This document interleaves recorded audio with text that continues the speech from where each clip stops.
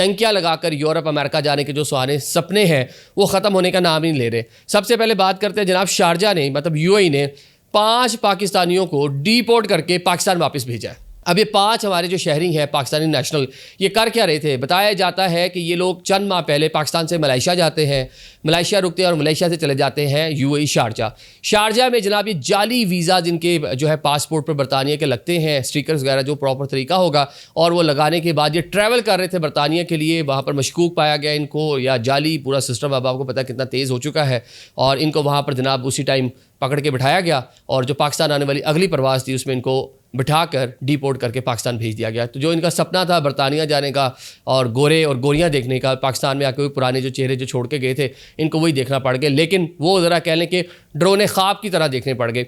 जैसे ये एयरपोर्ट पर आके उतरे हैं फौरी तौर पर इनको वहाँ पर गिरफ्तार कर लिया गया है।